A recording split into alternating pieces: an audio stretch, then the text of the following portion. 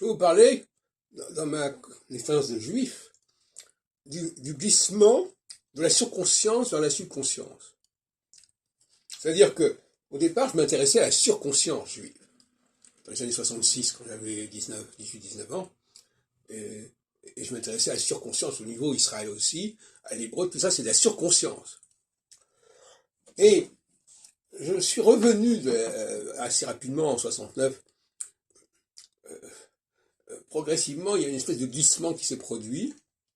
J'ai finalement abandonné progressivement la thématique de la surconscience au niveau judaïque. J'ai essayé de m'exprimer, de me d'épanouir par ailleurs. Et en même temps, quelque part, j'ai découvert que j'avais un certain potentiel d'organisation, de rassemblement. Et à un moment donné, les deux se sont connectés.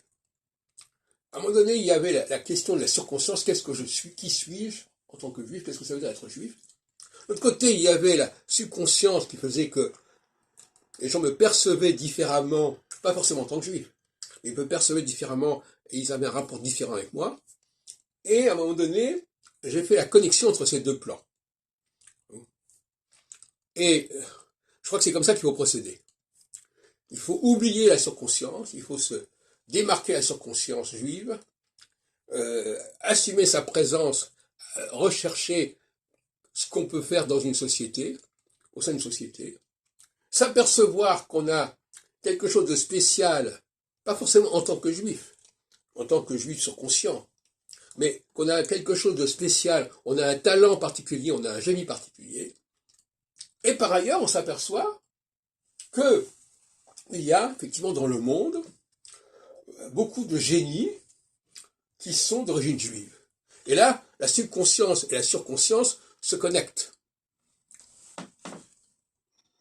On pense à Marx, Freud, Einstein, enfin, etc. C'était un peu à une époque le trio de tête.